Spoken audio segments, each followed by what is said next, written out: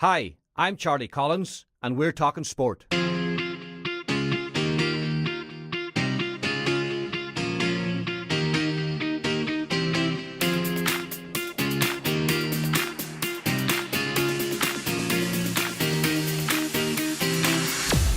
And you're welcome to Talking Sport. And this week we've a lot of sport to talk about. I'm joined in studio by former All-Ireland winner Declan Bonner, now of course GA pundit and sports reporter with the Donegal News, Chris McNulty. Guys, you're very welcome. Thanks for coming in. Well, a busy weekend, and we're going to start with the county semi-finals. Glenswilly, Ardra, Killybegs, Malin. Declan, just didn't go according to plan, I suppose, in many people's eyes. Glenswilly favoured to beat Ardra. They did it, but only just. Malin favours to beat Killybegs. They didn't do it. Killybegs getting through only just. I suppose the first thing to say, two cracking semi-finals and a real credit to all four teams involved.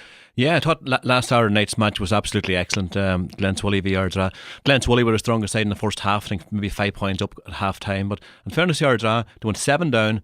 And the second half was, I thought, as good a game of football I've seen club level in Donegal for many a year. Yeah. I mean, we've said it, and people might accuse people saying paying lip service to Ardra as a championship team. But if ever you wanted to see evidence of it, there it was in the second half on Saturday night. Yeah, I think the evidence was there in both games, Charlie. You look at Killybegs also yesterday, underdogs going in against Malin. But yeah, Ardra went 7 points down, and I think this kicked 10 points in that second half. I think 7 on the trot to come back all square, and felt very, sorry for young McNeilis that hit the post. I think a draw would have been a great result at the end of that game. I think most people felt that, Chris, didn't they? That they deserved a draw because they'd lost Declan Goller in the first half. He came back on at half time. They'd lost Brendan Boyle, and they'd missed a few very good chances as well that would have got them a draw in the end. And I mean, when that final chance came, I think most neutrals would have been willing that ball to go between the posts. Yeah, absolutely, because the fare that had been served up was, as Declan said, as good a game of football as we've seen in Balbafay in a long, long time. And, the prospect of another 60 minutes like that was,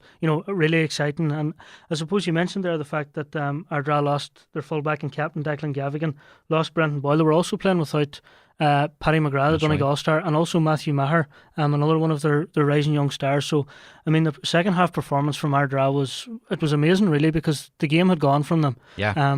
Even at half time, I think we all sort of expected even Glenswilly to kick on, and there was a danger that the second half could have become a real ordeal for Ardra. But, down the years, Ardra in the championship, they're an entirely different animal. Like, we've seen Ardra up against the odds and, playing against the odds so many times, and so many times Ardra have come and surprised us, and they come with this championship kick.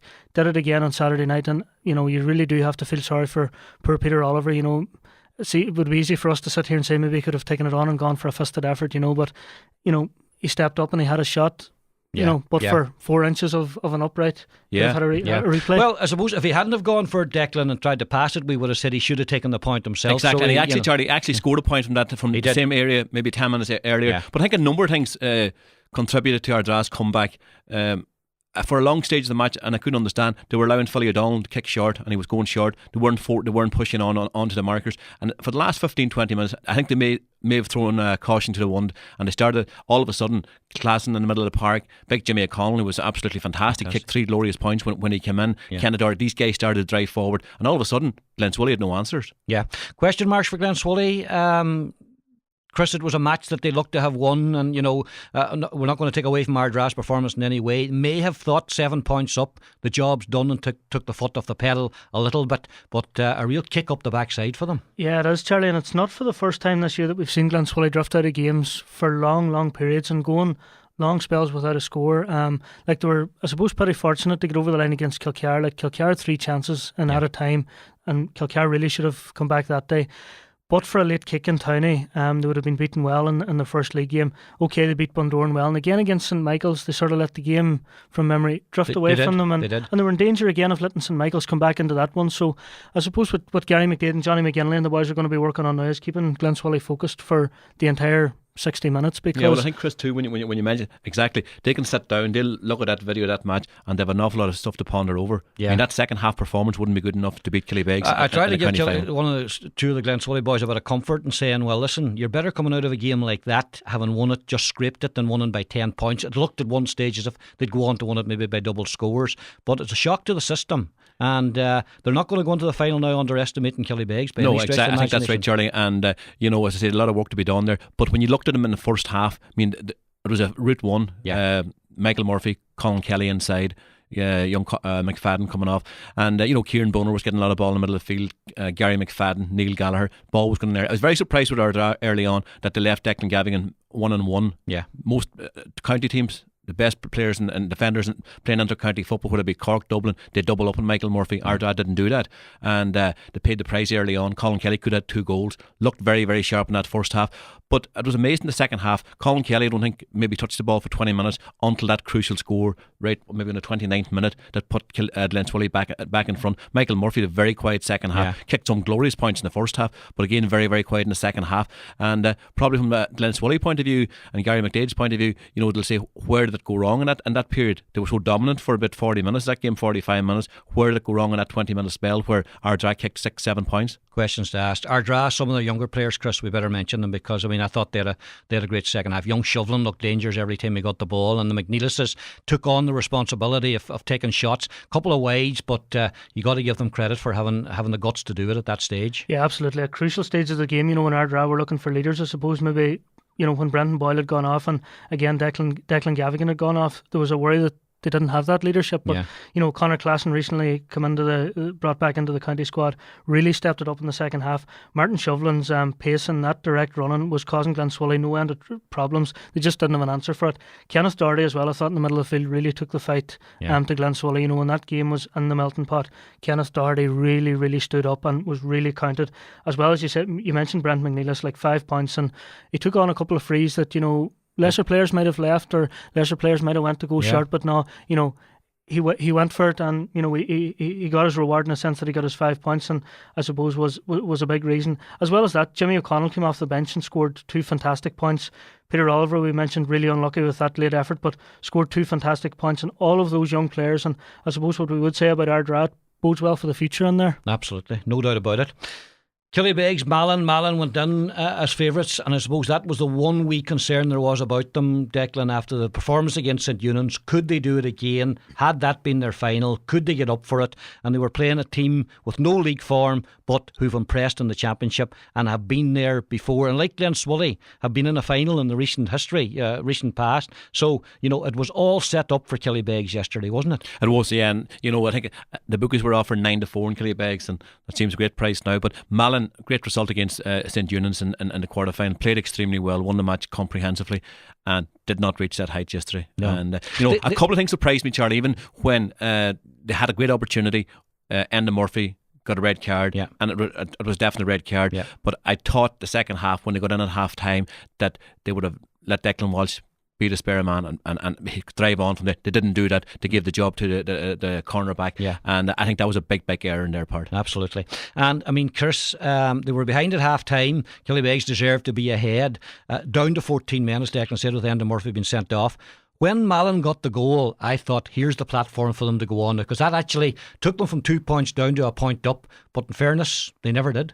No, they didn't. And I suppose, it might sound harsh to say it about Malin, but there was real stage fright about them yesterday, and that was always the worry. Yeah. They had beaten the champions, and everybody was talking about Malin. And I suppose it was the novelty factor of seeing Malin in a county semi-final, and everybody was talking about the prospect. What happens if Malin gets to the final? Wouldn't it be great? And I think maybe there was just a fear, even that thing of not leaving Declan Walsh as the spare man. Declan had obviously, he'd been gone out to give American job on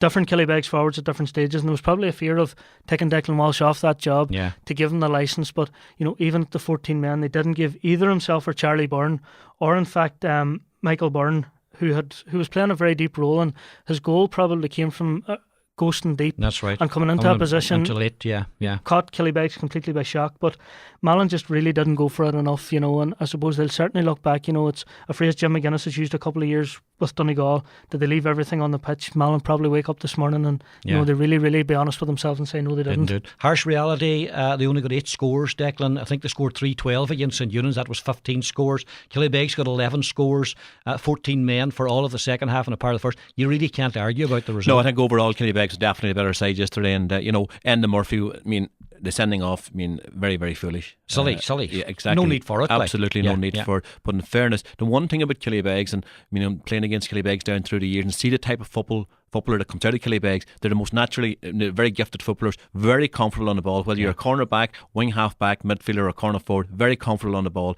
And I think it'll be a very, very interesting final between Killybegs and Glenswilly. Absolutely. Hugh McFadden, we ought to mention him, kicked a couple of unbelievable points yesterday, Chris. Yeah, and we remember this is a guy who's he's 19 years of age, Charlie, and he's just come back from a couple of years playing soccer with Harps and Sligo Rovers, and really has played little or no Gaelic football this last couple of years, really, since he was probably 17 years of age. And here he is yesterday in a county semi-final, free kick 16 metres from goal, and there's a guy going to take it short, and Hugh McFadden shouts at him from the edge of the square, leave it, I'm taking this on. He goes and puts that over, and I suppose people then saying it's a one-hit wonder. They get a free hit on the left-hand touchline, 45 metres out. It's an impossible position. But the one thing about Hugh McFadden, he doesn't lack confidence. He's that type of player. And I think, if he continues, if he works and stays at Gaelic football, I think he'll be a great addition to the Donegal senior squad. He's still only 19 years of age. And you also, I think, you mentioned Matthew Smith's contribution. He kicked three great points in the middle of the park. That's right. And Christopher Mooner playing wing half back, playing basically along the back line, and another very, very good performance from him. And also two lads coming back from Brendan Faherty and young Malloy. Those are good players. But I suppose something as well about Killybegs yesterday I found particularly late on when Malin did go for broke, and I suppose it is always the forwards that get the credit, but Killybegs, led by the goalkeeper Anthony O'Hara yesterday, he made an absolutely brilliant fantastic save. Point blank save to deny Kieran McColgan a goal that would have won the game for Malin. And as well as that, you look at Jason Noctor yesterday, a really, really quality performance from Jason Noctor. And we talk about Glenswilly's forwards and stuff, and whoever is going to be, or whoever Jason Noctor is going to be on, is going to have their work cut out on October 20th. As well as that, Shane Malloy, just after Enda Murphy's red card, if you remember, Stephen McLaughlin was breaking through, fisted the ball across the square, right. certain goal, and out of nowhere comes Shane Malloy with a fist. Great interception. It wasn't, I suppose, the best of touches he'll ever get, but it was the deftest but crucialist of touches. And just another thing that struck me about Killybegs yesterday, Charlie, was looking at their squad over the last couple of years and looking at that team that's come from under 12s winning championships, is the amount of players, quality players that they have on foreign climes not able to play. And I suppose we looked yesterday on the pitch, a certain Seamus Coleman was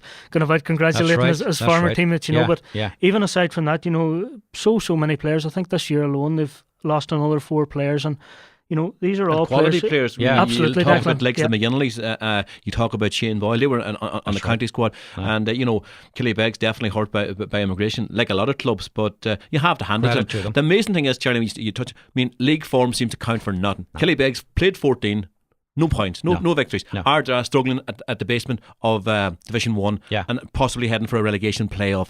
And it's amazing that only 4 wins out of 14 Ardra. Exactly. And I suppose the other thing about Killybegs is maybe they could look in relegation as having been a good thing in a way, because they knew their fate from a long way ago, and they could probably just sit down and say to themselves, right, let's give this championship a rattle. And amazingly, there's 2 teams left standing, and one of them are an unbeaten team, the only unbeaten team left in the championship, Killybegs, who haven't won a game in the league. So who says the form book matters? Talking about some of the guys in Killybegs and talking to a few of the Killybegs, and they've Martin Sluin and Shane Moran, who I know very well, with them on managing the team. But Sean Connor comes in for a great deal of credit. I think the work that he's done on a physical point of view hasn't gone unnoticed. Very good. Right, we're not going to talk about the final because it'll take us all day to summarise that. That's another day's work. Just briefly, the under-21 quarter-finals played at the weekend. Paddy McBurty, Chris, 3-7 out of a big score for Killybegs, or for Kilcar. And somebody remarked to me, I'm not sure if it was yourself or somebody else, we tend to forget how young he is, because he's been around the county scene. But fantastic performance there through. And then McCool's beating Gidor, which I thought was a bit of a shock, but you were saying you weren't that surprised by it. Yeah, I suppose maybe that's maybe the parochial thing coming out in me, Charlie, out in Balbafay. But I would know a lot of those McCool's guys and have watched them, over the last couple of years developing as a very, very good minor team, and they put a lot of work into this team. It's been really after a barren decade in McCool's, or a barren couple of decades, this has been the great white hope for them. And looking at players, and Declan would be aware of them, county underage, the likes of Martin Harley, who's graduated into the seniors, fireman Gavin Gallagher and Andrew McCluskey, and these guys, young Ryan Duffy, they've got a really, really good crop of players, with those 1 or 2 outstanding players in it. And to me, the result wasn't that big of a shock. I did give them a big chance, but I suppose Gweedore after their win over St. Eunan's maybe that's the St Eunice coming out. Yeah, well, I think, Charlie, the big shock was the fact that Gweedore beat St Eunice. Eunice had a star-studded side, and you have to hand it Gweedore. I mean, Gweedore, it's a very young. I know a lot of these guys because I've been working with them for the last couple of years at county under 16, 17, and going on to minor now. I mean, I think Gweedore played at the weekend in that 21 match with about 7 guys that are around 17 years of age. So there's a good few years ahead of those guys, and they're doing great work down in Gweedore, and like Sean Diver and Tom Bug Gillespie, and those guys will be around for many years to come. But you mentioned Paddy McBurdy. Paddy McBurdy seems to be playing for an age, when he's still, 20 years of age, and he's outstanding, 3-7, and at this stage no one bats an eyelid. Absolutely. Right, let's move on to the championship draw, Declan. I'm almost afraid to say it. I was watching the draw, and when it was over, I thought to myself, I'm very happy with that. I suppose the only thing that might have improved it was Donegal at home against Derry rather than away against Derry. But everybody says this every year, and it's always a dangerous thing to say. Donegal do look to be on the easier side of the draw, if you want to put it that way. They're opposite to Down and Tyrone and to Monaghan and Armagh and Cavan, who did so well last year. And you just feel that you should be happy with the draw. Yeah, I think so, without a doubt. I mean, it's a home or away match all right in Celtic Park. But I think Jim McGuinness quietly will be happy with that draw, to be quite honest. The big guns are on the other side, and you look at Tyrone v Down, that's going to be a real cracker. But from a Donegal perspective, I think it's another great opportunity to get an Ulster final. Yeah, Chris, agree?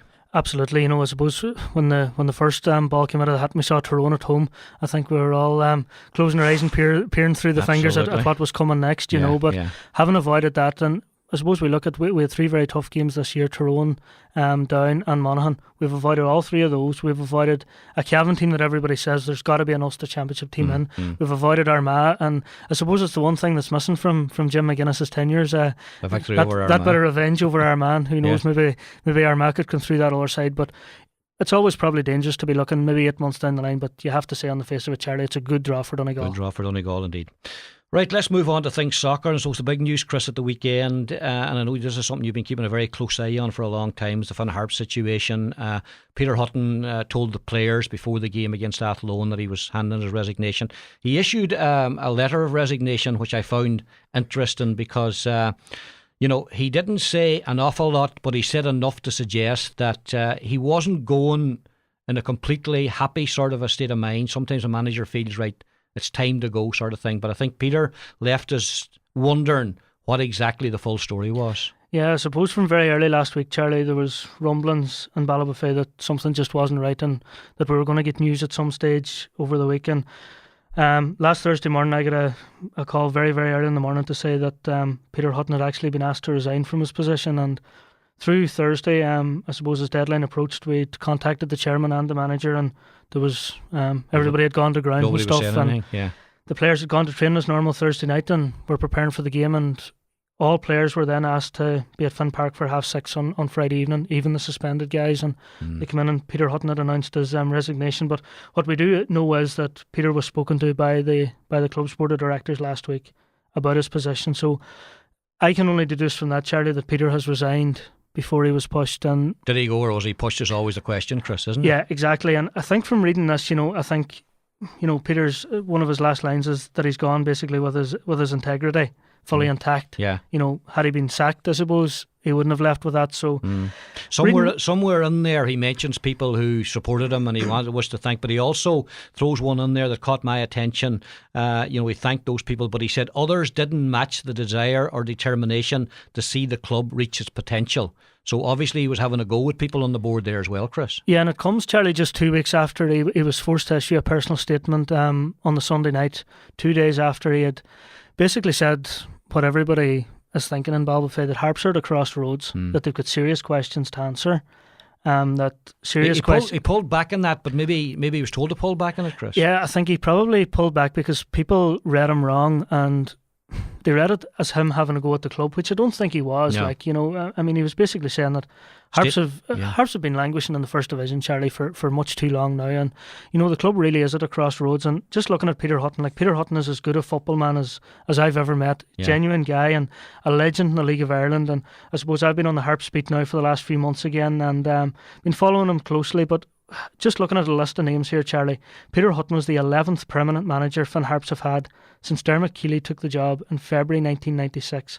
It's an amazing statistic, and what I find amazing is so many good football men have gone into their first proper jobs as managers and fallen. You know, we go all the way back to Charlie McGeever. Okay, took them to the cup final and stuff, but didn't work out. Gavin Dykes, Johnny Speak, Anthony Gorman, James Gallagher. We even had the likes of Noel King, who's now in charge of the Republic of Ireland. Yeah. Couldn't make a go in Balbafay. Felix Healy won a league title but ultimately fell. Paul Higgerty came in as well, got them promotion and fell again. There's a problem here, Charlie, and it cannot, when you've got 11 permanent people in 17 years, cannot always be the manager's fault. Yeah. You know, Declan, Harps close to your heart, obviously, as a former player, and you were in there in very good days when there was great support going to Finn Park and there was a good feel about it. But unfortunately, that seems to be gone, and I know it's something that concerns everybody, and people like yourself who were there, obviously not happy to see it. No, exactly, yeah, and good times down there, and I used to love going into Finn Park and playing, and there was always great support down there, and it's difficult times, and as Chris says, Nick, he's gone through a list of really top class guys that went there to manage the club, and it just didn't happen. And as Chris says, it can't be the manager's fault all the time, and you have to look at what's going on, and you have to say, what is the future for Finn Harps, or is there a future for Finn Harps?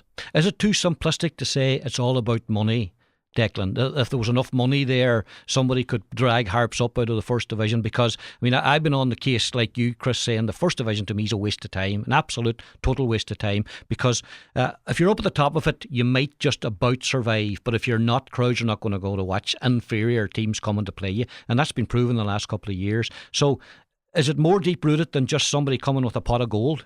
I think so. I think there was money available going back, and I think Harps done crazy stuff in the past, when they had a few pound, when there was big crowds going through the gate. You look at Sligo Rovers. Sligo Rovers, getting big crowds there now, they're basically on a full-time setup over there, and getting the crowds through the turnstiles. Won the championship last year, won the FAI Cup back in an FAI Cup final. Yeah. And, people were talking about in the past that good players didn't want to come to Finn Park because it's too far away. It's up in the northwest. Sligo, just as far in the northwest. And Chris, would you fear for it, Chris? You're probably closer than any of the three of us that are here to what's going on and talking more regularly to people. Would you fear that the future is bleak, or that there perhaps isn't a future? Well, I suppose, Charlie, it's not a popular thing to say because people don't like hearing reality.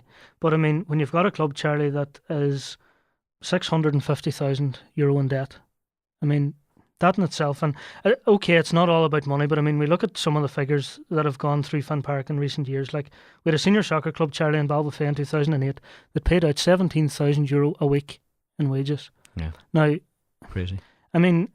What baffles me about the whole thing is there's people involved in the running of Finn Harps over the years who are good business people, and plainly, Charlie, they would not run their own business the way they've ran Finn Harps. They crave for success, I suppose, Chris, and they crave to be back to the glory days and competing with the teams that are up at the top now and that sort of thing. And I heard Roddy Collins interviewed at the weekend and made a very good point about what he called the M50 League, in and around Dublin, where the players are all based there, and you've Drogheda and Dundalk there, and Bray's very close, and the costs are very little in terms of travel, where Harps are in the first division and you go to Cove and you go to Waterford, you go to wherever, and it's costing you a lot of money.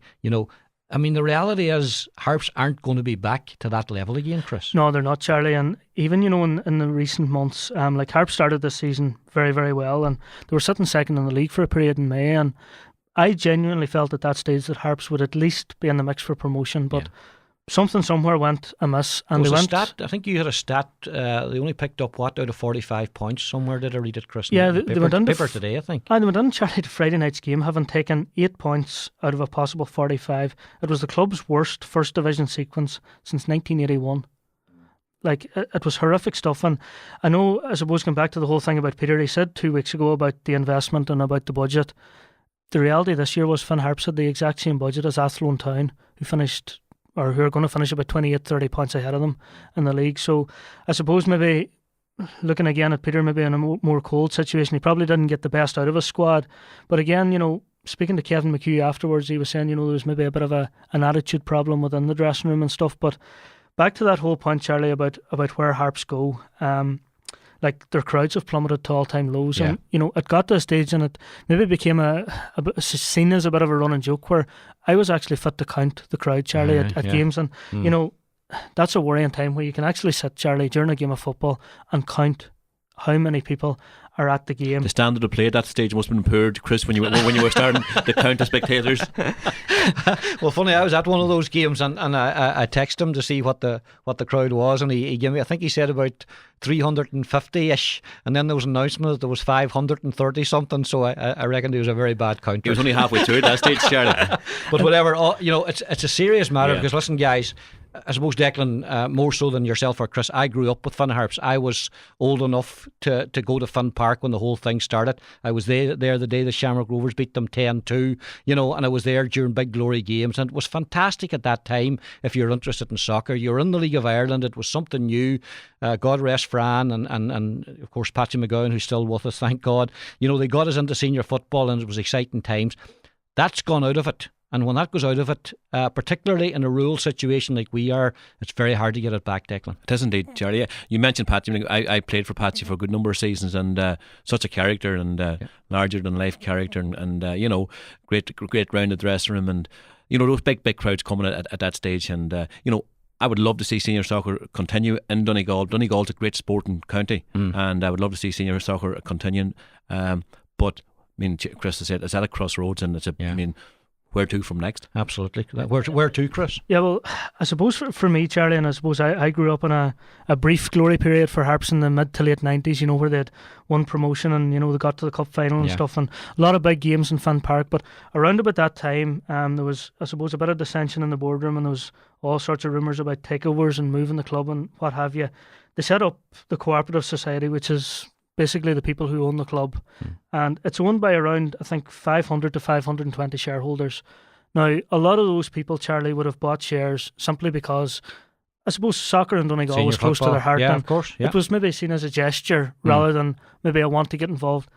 I remember a recent meeting, Charlie, where there was about 20 or 25 of those shareholders present. Now, that's 5% of the shareholding of the club. So for me, the problem is deeper than the manager, and indeed much deeper than the boardroom. It goes way back to the whole entire structure of the football club. Now, how they can change that, I don't know. Is it as simple as going and dissolving the Cooperative Society? Can they do that with such large debts? If they did, would the League of Ireland, would the FAI readmit them back into the league? I don't know. Were they to do that, what's the alternative? Because we all know there's no rich Russian oil billionaires in Donegal. Not any I've met. Not anyway. that we know. It's sad to see it. We're not going to solve the problem of it here today. I suppose suffice to say that, like everybody else, we wouldn't want senior football to disappear from Donegal, because once it's gone, and that's the reality of it. There have been other clubs like Letterkenny and Fanet and Swilly that I've mentioned about senior football, but in the current economic situation, that's not going to happen. So if we lose Harps, we're going to lose senior football. Yeah, because I think no matter who dons the senior mantle, be it Letterkenny, be it Fanet, be it whoever, be it Donegal Harps, Donegal Celtic, whatever you want to call them, those problems are still going to be there. Absolutely. All right, problems with referees as well. There was an incident in Spain 2 weeks ago where a referee gave a penalty to Real Madrid in the 93rd minute, and it was no more a penalty than whatever, but the chairman or the president or the guy in charge of the referees made an interesting statement after, Declan, and you know how much I love referees, you've heard me often enough. He said that it was a bad decision, yes, and he may have been having family problems. Yeah, I see that, and I see a whole list of referees' names there, Charlie. And I would say there's a lot of referees going to be worried if their name's on that list. But family problems, and I think he played 6 extra minutes. So he definitely three were put up, and he played 6. He played 6. I definitely don't think he wanted to go home too early anyway. Well, Anthony Butner might have been having some kind of problems yesterday as well. Drogheda against Dundalk. He sent 2 men off within 4 minutes, one another inside the first half hour. Dundalk remarkably reduced to 9 men. One of those decisions led to a sending off and a penalty, and Dundalk, to their credit, were only beaten 1-0, Chris. Now the first decision, I've seen it, you might say, yeah, well, maybe. The second one was an unbelievable decision, because he awarded a penalty, he sent the player off, and the goal that came from the penalty won the match. Stephen Kenny described it as incompetent. I thought he was very calm about the whole thing. Yeah, I think, Stephen Kenny described it as incompetent.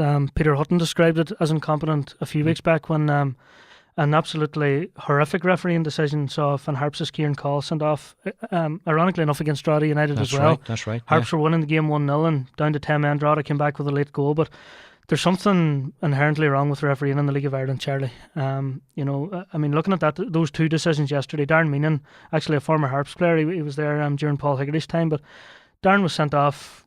You could probably see borderline where Anthony Buttimer got the red card out of. But yeah. I mean, I've watched Chris Shields', I think I rewound and played it umpteen times clearly won the this ball. morning, and it was a great tackle. Yeah.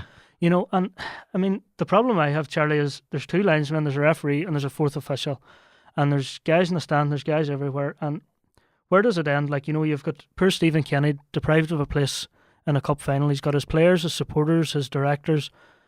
I mean, they're all accountable for what they do. If Stephen Kenny goes in a losing sequence, he will lose his job. Yeah. If Stephen Kenny's players aren't doing the job, Stephen Kenny drops them. So on and so forth. But also, Chris, when you talk about Stephen Kenny, and you know, Stephen Kenny will get the rap of the FAI now for talking out, and as you said, he was pretty calm enough about it. You know, I know if I was in that situation, it'd be a bit more vociferous. I think so. Yeah. But and looking at it, you know, I mean, some of those. I mean, you talk about the Premiership too, Charlie, the weekend. Jonathan Moss and Roger East. That was the Man City Everton and the Fulham Stoke game. Moss didn't give any decisions, and Roger East denied Fulham a penalty when the guy's legs was just cleaned from him.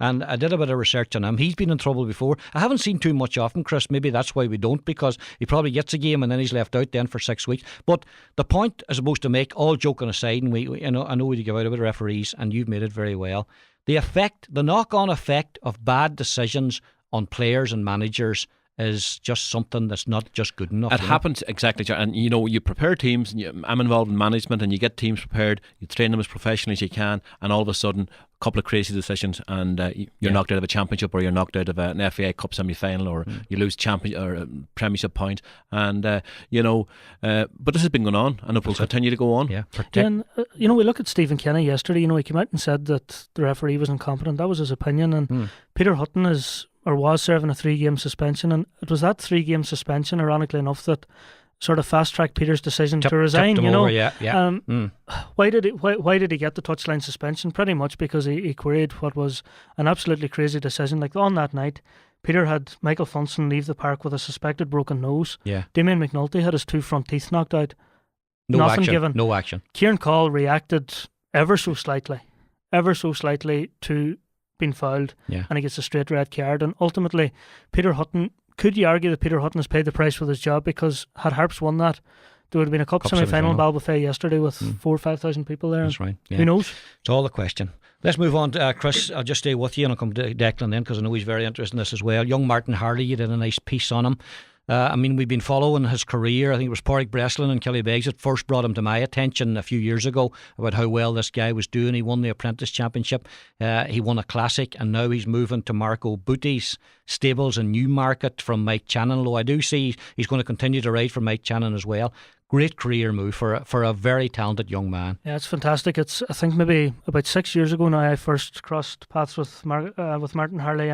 Myself and Declan were having a coffee in the station house one morning, and for whatever particular reason the name of Martin Harley came up, that he was riding at some meeting that night, and he actually won it. I can't even remember. I think it might have been Dundalk or one of it was an Irish track anyway. And I remember then arranging with the Harley family to go out to Rathdonnell, out to the home place, myself and Donna McBride. And what I got about Martin Harley, you know, real down to earth young fella, and you know, no airs, no graces about him. Like, he's just a man that is in love with his sport. Absolutely. And he's living the dream, really, isn't he? He really, really is, Charlie. You know, and I suppose where he's come from that day out in Rathdonnell, you know, and where he's come from riding, you know, on the point to points and stuff locally, to now, like last year, he won the 1,000 guineas on board Samitar. Yeah. Fantastic, you know, to see a young man from Letterkenny going and riding at the top of his game. You better say Trenter will be shot here. Trenter Letterkenny stroke. But when you talk, it's another Donegal sports person, and you have to put it into perspective. Martin Harley would be, in terms of just talk about footballing terms, would be in the top league in the Premiership and playing with the top teams. Marco Boddy's one of the top trainers, the up and coming trainer, and what a move for him. He's there on a retainer now, so he will get the top rides for Marco Boddy. I know you like a wee punt, Declan, but I mean, we're talking about a sport here where the pressure on people to perform is immense, because it's a rich sport, but keeping these horses is an expensive sort of a thing as well. And for Martin to be chosen by Marco Botti for this, because this is a very new setup for him as well, and he's never had what he'd call a first jockey before. So I mean, it's some compliment to Martin Harley. Absolutely huge. And Mike Shannon, I mean, he's a respected trainer over there, and Martin still rides out a fair bit for Mike Shannon. But this is moving into the real big league now here. Botti is the up and coming trainer in England, and he's going to get an awful lot of top horses coming in there, and Martin will be riding those horses. And I suppose it's like every sport. Once you're at that level, the pressure increases on you then to perform as well. Yeah, you're going to be in the spotlight. Martin's up there in the top range of jockeys now at present, and on the flat, and what a career move for him. Absolutely. I suppose we look at jockeys too. You mentioned Cristiano Ronaldo there a few minutes ago, Charlie. He gets a... I'm interested in a comparison here, Chris. He gets a tap on the shoelaces, and he's falling over, writing about in agony. I think that's right. Probably. I remember reading a piece by A.P. I was getting very worried there. A few months ago, and sort of what the pain that some jockeys and the injuries that they sustain. It's absolutely remarkable. But again, for this young guy from Donegal, and I suppose what has to be said about Martin Harley, he's still only starting off in his career. Right. Sky's the limit for him. Absolutely, 24 years of age. Well, we're going to finish up, lads. We're just running out of time, but I want to mention the match between the Dallas Cowboys and the Denver Broncos last night. 51-48. I like American football, I have to say, and I just got caught watching this game last night. The two quarterbacks, Peyton Manning he is a legend, and they say he's a bit crocked now and he's just hanging in there no more. And Tony Roma, it was just a display, Declan, of excellence from both of them. 51-48 is an amazing score. It took a field goal with a couple of seconds to go to win it, but they're saying it's probably one of the best matches in American football, and when it's played to that level, it is a remarkable game. Yeah, when you look at the score, 51-48, that is huge, and I think it must be one of the top score lines. Just second most, I think, ever. I think 103 points was the highest ever. Yeah, and you mentioned the two quarterbacks, both at the top of their game last night, and I mean, what a game to watch. Yeah, making millions, these guys, Chris, but if you watch, you watched some of it last night, you can see why, because they're just so good at their art. And actually, it was an intercepted pass by Tony Roma near the end that proved the difference.